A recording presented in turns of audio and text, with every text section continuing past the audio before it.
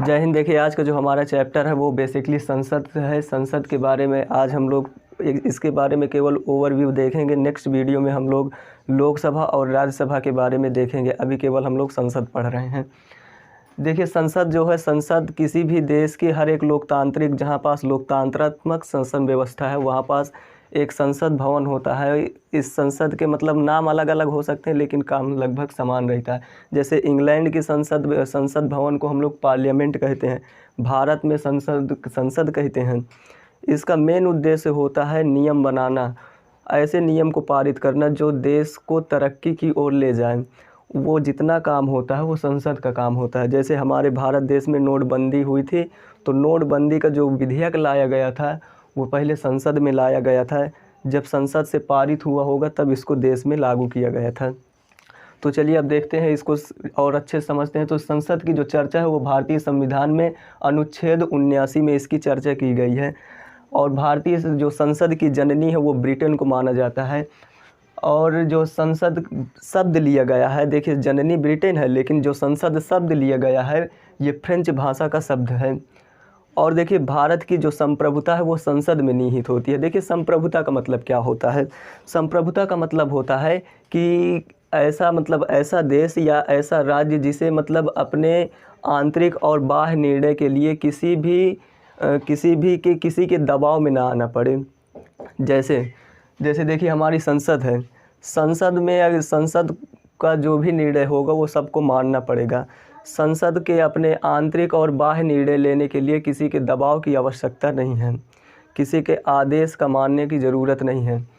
अब देखिए, अंतर्राष्ट्रीय संधि को लागू कर सकती है ये बिना किसी राज्य की अनुमति के।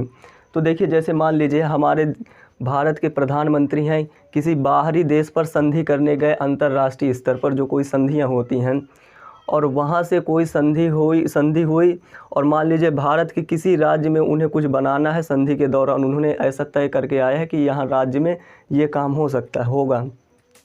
और वहाँ के अगर मान लीजिए राज्य के जो मुख्यमंत्री हैं, अब वो कह दें कि हम नहीं, ये काम होने ही नहीं देंगे, तो ऐसे में हमारे मोदी जी की बेइज्जती हो जाएगी। तो वहाँ पास ऐसे में राज्य जो है, राज्य संप्रभुत्व नहीं है।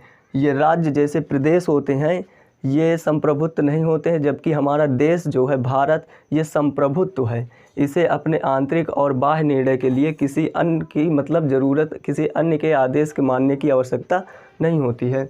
अब देखिए क्या होता है, जो भारतीय संसद है इसको लुटमिन और बेकर नाम के दो व्यक्तियों ने बनाया था। निर्माण इसका हुआ था 1921 से 7 में।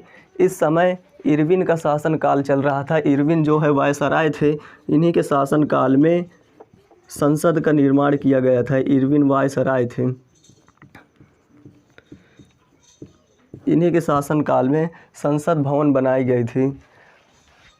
तो अब देखिए, आई होप आपको इतना समझ में आया होगा। चलिए अब देखते हैं संसद के भाग, संसद के अंग।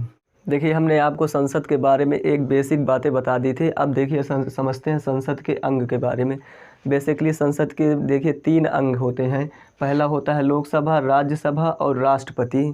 लेकिन अभी कभी आपसे पूछ लीजिए कि संसद में कितने सदन हैं, तो संसद में 2 सदन होते हैं, एक होता है उच्च सदन, एक होता है निम्न सदन। लेकिन अगर आपसे पूछे अंग कितने हैं, तो अंग होते हैं लोकसभा, राज्यसभा और राष्ट्रपति। उच्च सदन होता है, उच्च सदन राज्यसभा होता है और निम्न सदन लोकसभा होता है। संसद एक भवन होता है, भवन है जो मतलब नई दिल्ली में स्थित है। हमारी संसद एक नई दिल्ली में स्थित है। कभी कभी क्या होता है कि लोकसभा और राज्यसभा की संयुक्त बैठक बुलानी होती है। देखिए, संसद ऐसे बना है हमारा, इधर है LS यानी लोकसभा, इधर RS है यानी राज्यसभा। जब कभी इनकी संयुक्त बैठक बुलानी होती है तो लोकसभा वाले राज्यसभा में नहीं जाते और राज्यसभा वाले लोकसभा में नहीं आते हैं। ऐसे में अगर संयुक्त बैठक बुलानी है तो ये दोनों लोग आते हैं। बीच में बना है सेंट्रल हॉल। सेंट्रल हॉल में इनकी दोनों की संयुक्त बैठक बुलाई जाती है।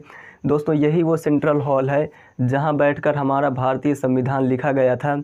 आई होप आपको यहाँ संसद के बारे में बेसिक बातें पता चली होंगी। नेक्स्ट वीडियो में हम लोग देखिए राज्यसभा और लोकसभा के बीच में डिफरेंस पढ़ेंगे।